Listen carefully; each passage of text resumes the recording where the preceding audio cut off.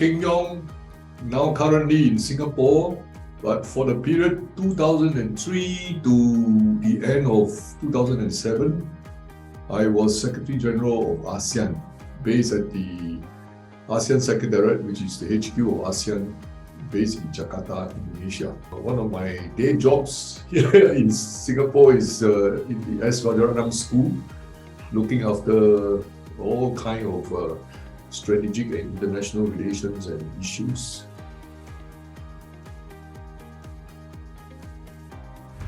Those were good days for me, at least. There were many exciting things happening. If I may say so, it is wrapped up in the 3 C's, ABC, 3 C's. First, we have to work on the community building. We work on a community, ASEAN community, based on 3 pillars: political security, economic integration, and social cultural development. So it was quite tough. Right from the outset, it wasn't easy to put everybody together to talk about these 3 broad categories of things. The second C was the charter. After we talk about a community, someone said, hey, we don't have a thing called the constitution, or we don't have a thing called the charter. If we are serious about ourselves and we want to develop an ASEAN community, we must have a charter. So there you go, we went into full steam of preparing an ASEAN charter. Then the last C was the connectivity. At that time, ASEAN countries were very focused on developing our tourism. Tourism sector was seen as the engine of increased socializing and increased connection between one country and another in Southeast Asia. So having this connectivity in terms of visa-free travel for tourists from one part of ASEAN to another part of ASEAN was deemed very important.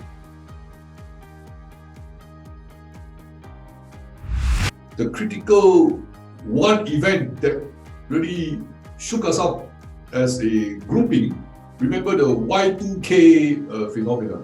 Everybody was afraid that come year 2000, our computer click will suddenly become having more zero than what would have been otherwise. So how would the zero appearing with all the number 1 and other things turn our respective computer system into some animal we do not know? So Y2K phenomena was the thing that really accelerated the ASEAN ministers' concern about how we as a region tackle this kind of technological evolution.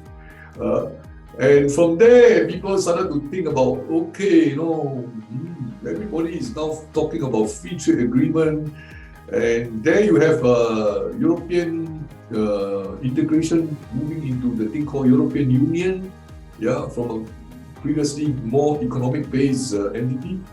So this converged and provided a good impetus for our own Southeast Asian leaders to say, let's go. The next important effort is, how do we now stay on the bus, 10 of us driving this little small motor bus on very terrible condition roads to the next destination.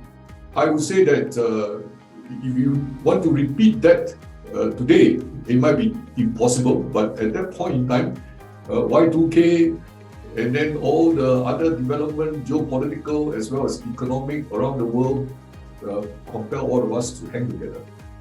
So the good thing is that the leaders of the 10 countries seized those moments and went on this journey. They all boarded the bus. Very few of us actually know or knew where the bus will go, but we thought that, okay, we all stay on the bus, we should be having at least the comfort of each other's company, and we will figure out as we reach every little intermediate stop. I think the ASEAN-EU cooperation is a very multifaceted one. And actually, some people will call it a very comprehensive set of cooperation.